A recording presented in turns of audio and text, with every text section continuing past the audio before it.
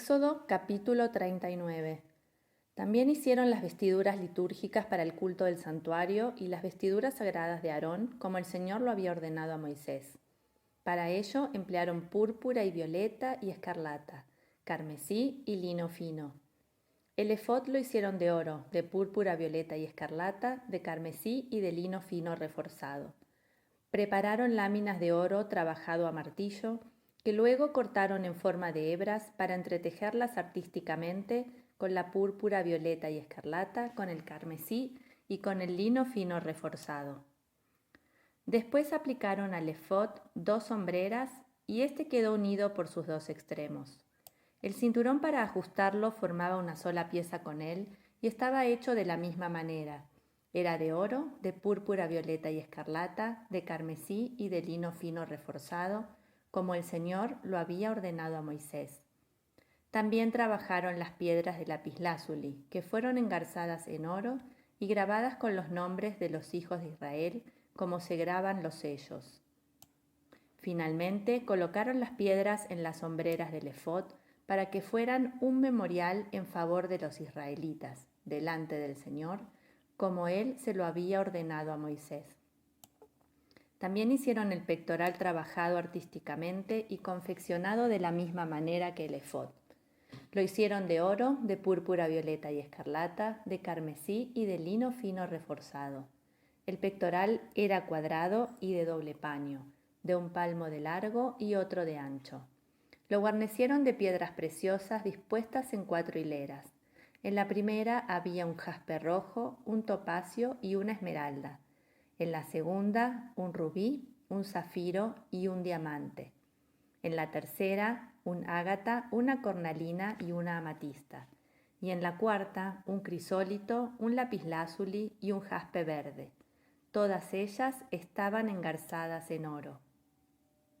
Las piedras eran 12 en total, como los nombres de los hijos de Israel, y cada una llevaba grabado el nombre de una de las 12 tribus, como se graban los sellos. También hicieron para el pectoral unas cadenas de oro puro trenzadas a manera de cordones, 2 engastes de oro y 2 argollas de oro, y ajustaron las 2 argollas a sus 2 extremos. Sujetaron las 2 puntas de las cadenas de oro en las 2 argollas que estaban en los extremos superiores del pectoral, y unieron las otras 2 puntas a los engastes que habían colocado sobre las hombreras del efod por la parte de adelante. Hicieron, asimismo, otras 2 argollas de oro y las ajustaron a los 2 extremos inferiores del pectoral, sobre el borde inferior, el que da hacia el efod. También forjaron otras 2 argollas de oro y las adhirieron a las 2 hombreras del efod por la parte de adelante y bien hacia abajo, o sea, cerca de la costura y encima del cinturón. Así sujetaron el pectoral, haciendo pasar entre sus argollas y las argollas del efod un cordón de púrpura violeta, de manera que el pectoral quedaba fijo sobre el cinturón y no podía desprenderse del efod. Esto es lo que el Señor había ordenado a Moisés.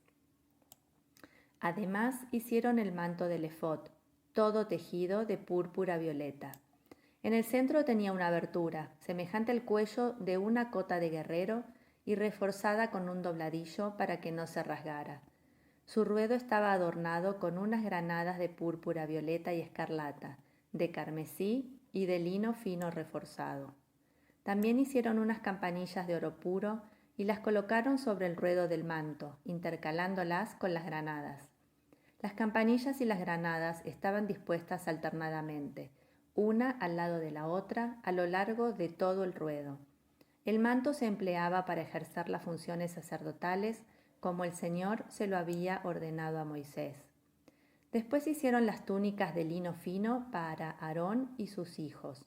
Hicieron el turbante de lino fino, los adornos de las mitras de lino fino y los pantalones de lino fino reforzado. También tejieron las fajas recamadas de lino fino reforzado, de púrpura, violeta y escarlata y de carmesí, conforme a la orden que el Señor había dado a Moisés. Finalmente, forjaron la flor de oro puro, signo de consagración, y grabaron en ella, como se graba los sellos, la siguiente inscripción: consagrado al Señor. Luego le pusieron un cordón de púrpura violeta para poder sujetarla a la parte superior del turbante, como el Señor se lo había ordenado a Moisés. Así fue concluida la construcción de la morada, o sea, la carpa del encuentro. En la ejecución del trabajo, los israelitas obraron exactamente conforme a todo lo que el Señor había mandado a Moisés.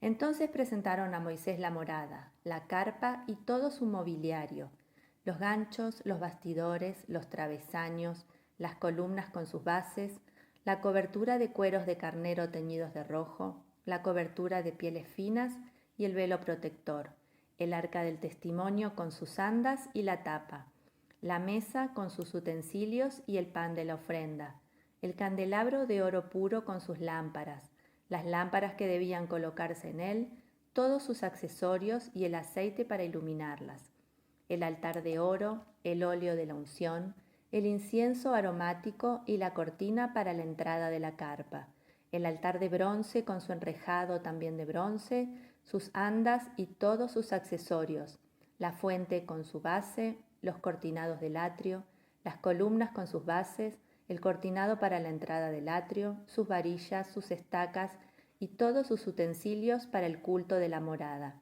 o sea, la carpa del encuentro, las vestiduras litúrgicas para oficiar en el santuario, a saber, las vestiduras sagradas para el sacerdote Aarón y las que usarán sus hijos para las funciones sacerdotales.